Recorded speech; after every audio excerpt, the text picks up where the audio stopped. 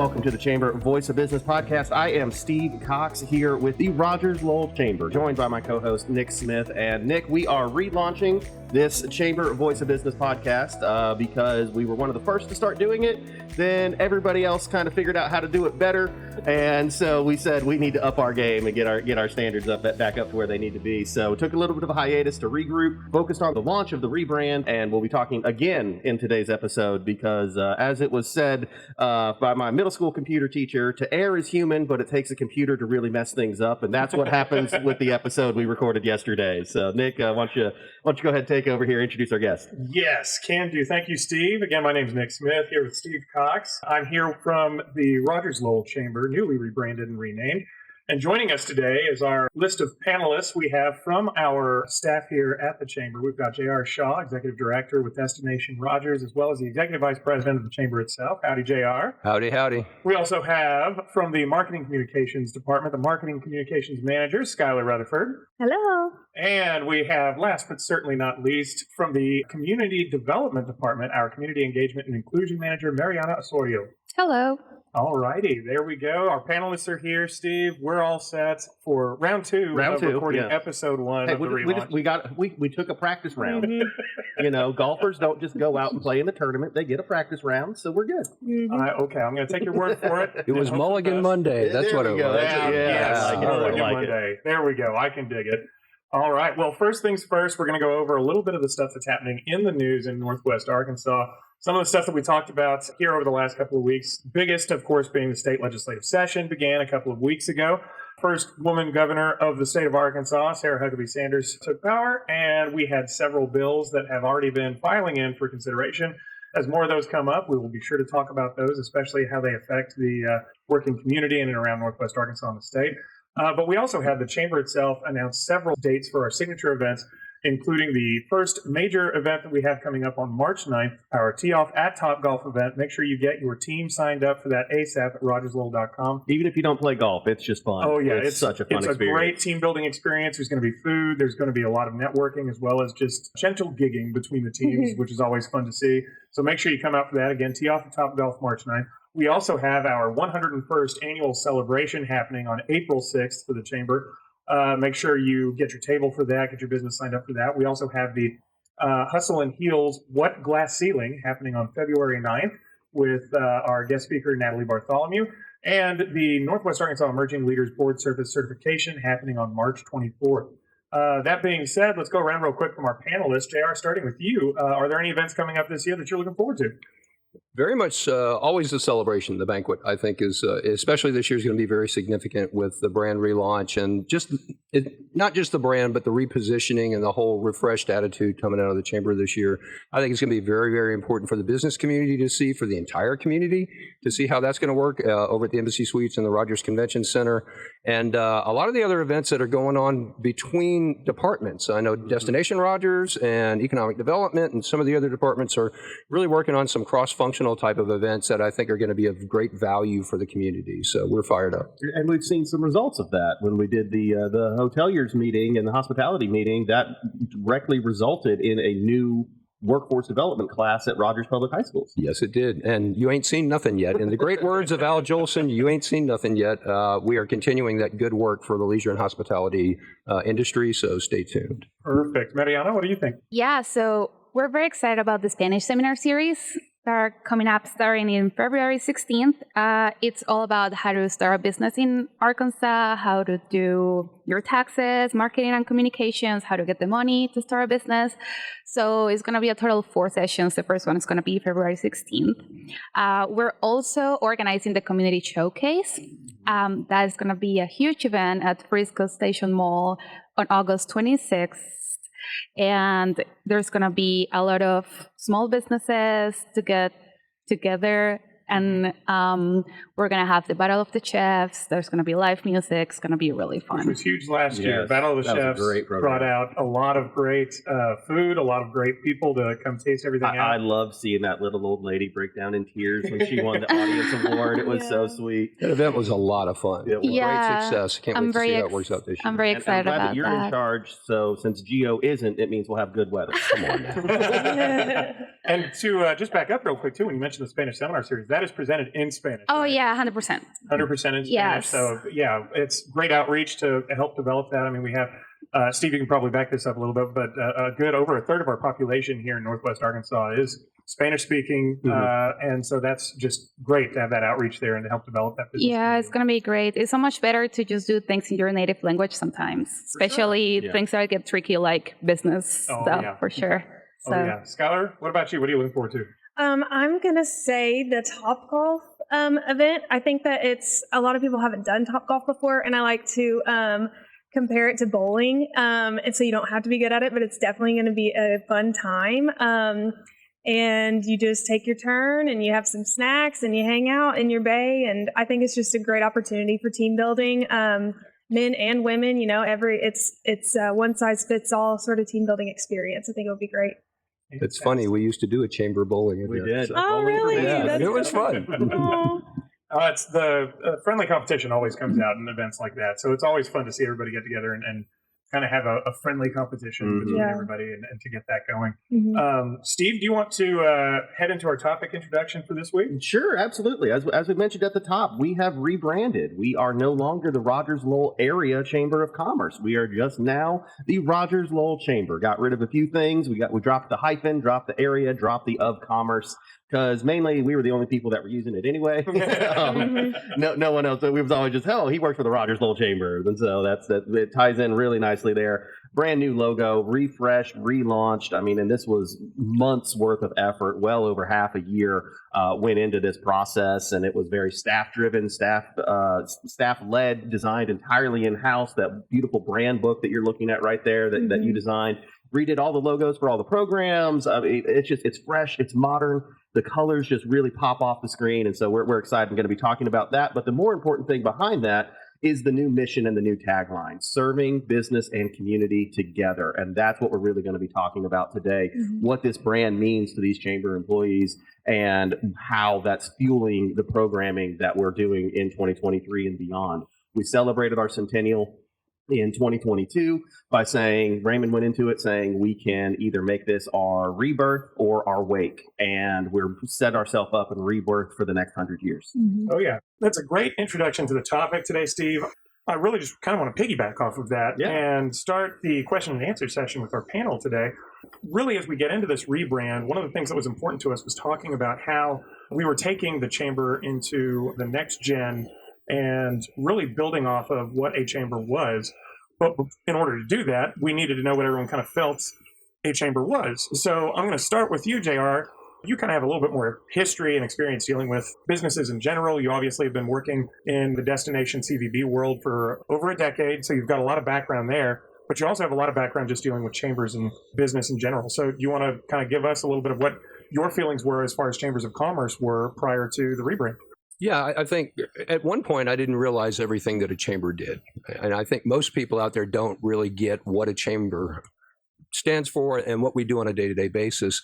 We know we stand for business, and you think you represent business and you want everybody to go out there and it's all about the business community. But a good chamber, let me back up for a minute. What a good chamber does is represent the entire community. And I think most people on the street would not fathom the depth of the work that we do in building community.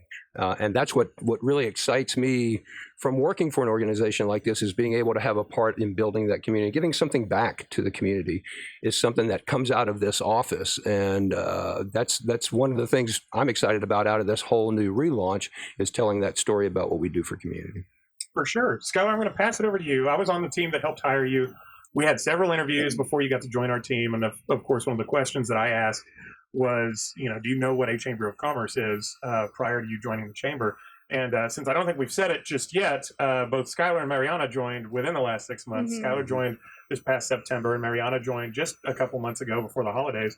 So that being said, Skylar, what was your experience with Chambers of Commerce? What did you think chambers did? Well, I had no idea. I'd heard of the Chamber of Commerce. One of my friends, his mother was on a board for one that was in Fort Smith. So that's really the extent of knowledge I had. But I read a novel about a woman who is an Ellen Hildebrand book called The Matchmaker So, anyways, she had I'm about to go off on a Shameless tangent. plug. I remember you talking about that in your interview. Yeah, so that's really how I found out what chambers do. It is a novel. It is not nonfiction, and it is about this woman. Of course, it's a love story, and she basically ran a chamber of commerce on Nantucket. And so I just thought, man, she's so involved in the community. She does a lot of good work. She works really hard. That was just really attractive to me because where I came from was, big marketing agency sort of background there. And it just seemed like a very meaningful career path. And so I was really excited to see the timing was perfect. Right after I finished that novel, the job was posted. So it went perfectly. I think that's interesting too, that like your first experience really in terms of getting a background on chambers of commerce came from a nonfiction novel. From a fictional novel. Mm-hmm. With that being said, Mariana, we know you've got a little bit more of a background, at least coming from where you're originally from and having experience there with chambers. So you want to give us a little bit of your background there? Yeah, so I'm from Colombia. So, and my family runs a small business. So I was close to chamber, duties, I'll say, because in Colombia, chambers are run very differently. It's more like a government service, and you register your business through them. You pay a tax. It's more like paperwork type of stuff, and you don't really get connected to the community through the chamber. They do very business related activities, but it's not as community oriented as this is. So when I applied for the job, I thought that's what it was going to be. And it was a very good surprise for me to find out that it was a lot more than that, and that my job was going to be for the community. You get to go speak to kids at schools and not, do their homework for them. Yeah, so I'm really happy about that. And since I recently moved to the area, it's been great to connect to different people from all over Northwest Arkansas and learn about their life here and the love for the community and all the desire that people have for it to grow. I think that's a common theme. I think one thing that sets our chamber apart from other organizations across the country in general is just the fact that we do have such a high emphasis on our activities as it relates to the community as a whole. So that's definitely something that I think we wanted to reflect in the new brand. And I think partnerships as well. That's something that really sets us apart. The Mission Minute this week was a recap of all the not even all, just most of the partnerships that we do just with Rogers Public Schools, and we still left stuff off of that list. So that's definitely something, and that's where I like where that brand ties it in of that word together. We're serving business and community together. We're not the only people doing it. We play well with others, really, is what it comes down to, and it's going to take a collective community effort to keep this train moving. Yep. So that leads me into our second question, Steve, which I'll just lead off with you. Okay. As a staff member, what does it mean to have this new brand, and specifically this new brand promise? Like you said, we've got this new tagline, serving business and community together. What does it mean to have that be kind of the lead identity, the leading identifier for folks as they look at the chamber? Well, for me, what it means is that the work is what matters. It's not about the glory. It's not about, who gets credit for what. Obviously, we need to promote what we do and, make sure people are aware of all the work that we're doing, but we will just as happily promote other successes as we do our own. And that's really what that together means to me, and just the serving. I mean, I'm a strong advocate for servant leadership. There's a difference between a boss and a leader, and Raymond is a leader, and JR is a leader. Our senior staff are leaders. Everyone on this staff is, and we're all servant leaders. And that's really what it means to me from that. And that's why I'm just so passionate about it. And it's fresh, it's new. It appeals to the younger generation. And so it shows that we're also very forward thinking. We're not your grandfather's chamber. Yes, exactly. I'm going to come back to JR here in a minute, because we've got a little bit more of an in-depth, secondary ask with you, since you oversee the Destination Rogers Group. But I want to ask the same question. Which rebranded as well. Exactly. But I want to ask the same question to Mariana and Skylar. You all are coming into this process. Skylar, you came in a month before we launched the new brand. Mariana, you got to come in and baby was born. Here we go. We've got a brand new brand to hit the ground running with.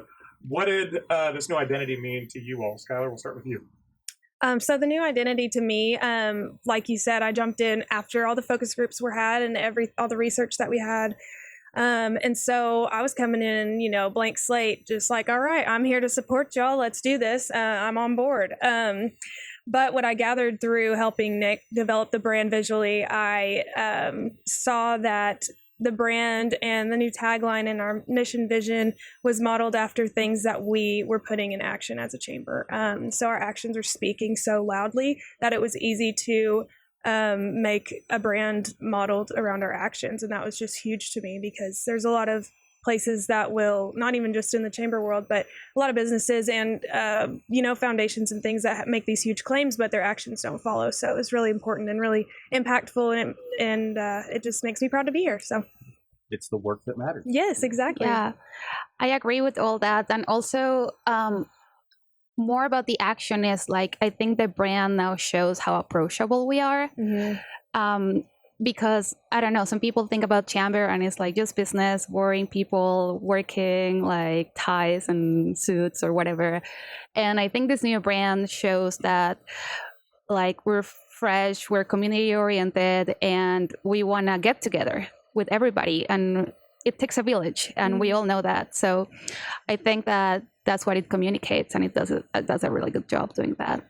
So with the chamber being so involved in the community, we now turn to JR, who oversees the Convention Visitors Bureau wing of things, works very closely with our AMP Commission here in town to kind of sell the area as a destination. JR, you want to speak to that a little bit, the new branding, how that affected both the chamber but also with the Destination Rogers group? Yes, and I'll back up for a moment. When, I guess back in 2017, Visit Rogers started repositioning how we marketed the city and how we marketed the region, and portraying a bit more of a quality of life and a quality of place message going out to our traveling public that resonated very well for that. We were known for meetings and conventions. We've become known through infrastructure developments of being an entertainment destination, a shopping destination, for God's sake, obviously. Big shopping destination, but then outdoors and all the development of the outdoors, and becoming so well-rounded that it was a really multifaceted approach for us to be able to talk about the entire destination. So it became more than just a visit. It became Rogers being the destination for all things for visitors that we're looking for. And then also, it turned out to be that the cycle that business owners and people that want to relocate or retire or invest in communities, look for in communities, is the same thing that people do when they want to visit somewhere. So that message that we put out for quality of life became even more important for all of those other people that see Rogers as a destination to live, work, play, invest, and raise a family. So all that came together in the same process as the chamber process here. And this is the culmination of a 5-year process. Mm-hmm. This started back in 2018. We started talking in chamber board retreats and with executive committee about not being dinosaurs and repositioning this entire organization for the future. And the old Chamber 3.0. Chamber 3.0, 4.0, Vision 100 and Vision Next. We got it in print. We could go show you the evidence. Mm-hmm. We've been talking about this for a long time. So to me, and if you think of a strategic planning process, the last thing that happens is the rebrand and the marketing stuff. While this looks like it's first and the rest of it's last, this is the culmination and the public face of what we've been doing for 5 years. Yeah. And to have the Destination Rogers brand align up with that house of brands, or branded house, a concept, and have everybody unified with unifying messages and working together for one community, the sky's the limit for where we go. Mm-hmm. For sure. And to kind of add some more context to that, so with the process starting in 2018, we really, as Steve mentioned, kind of hit this Chamber 3.0 mm-hmm. setup. And as a staff, we settled together and workshopped out our new mission and vision. The new mission that we settled on, that we've really been leaning into, is we are influencers, catalysts, and conveners, the trusted source for growing business, activating leaders, and building community. I've said that a couple of 3 times at this point, right? Yeah. So with that being said, we have a very strong mission that is the backbone of everything that we do. Mm-hmm. And when you look at that, as a staff member and an individual of the chamber, JR, I'll go right back with you. What does it mean to have such a strong mission leading your efforts and your actions as an organization and as an individual?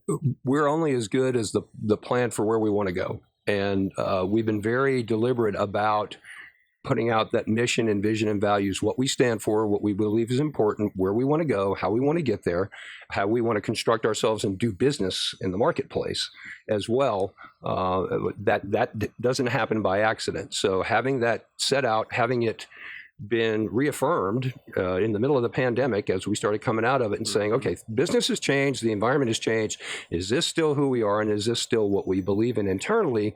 And then being very proactive about living those values out in the community, the way we do business, referring to those all the time, really believing in them, buying in, and hoping that emanation goes out to our customers, to our businesses, to our partners, and understanding what we stand for. I think, businesses always talk about wanting to live your mission every day, and I think we're trying to do it as well as anybody else does, and we do it as well as anybody else does. Mm-hmm. For sure. Steve, what do you think? I think something that I would just like to add on to what was there, and you touched on this earlier, this was staff-driven.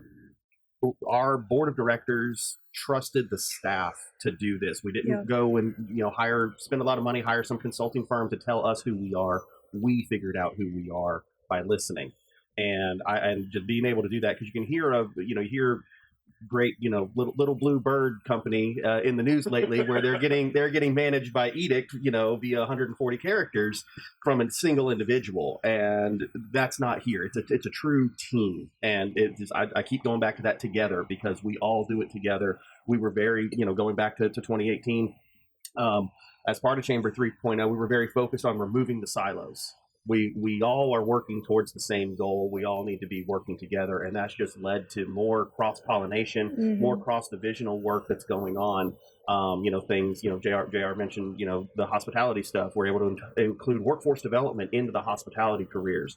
In our leadership development plans, we're starting to take some workforce things and putting it in there. We're taking those kids from those classes and bringing them to chamber events and, getting them exposed and things like that. So really, that's what it is. It was, we figured out who we were, and we are sold on that identity, and that's who we are. And it was the why. It came down to why. Mm-hmm. Anytime we're doing a program of work, anytime we're coming up with programs or events or anything, the why is more important than the how.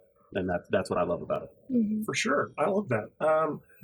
Skylar, as we look at the brand and as you've gotten to help develop it and then use it and kind of have that push you forward, what aspects of the brand are your favorite to work with? Is there something that really stands out to you about mission, vision, values, colors, vibrancy, anything like that you've worked on?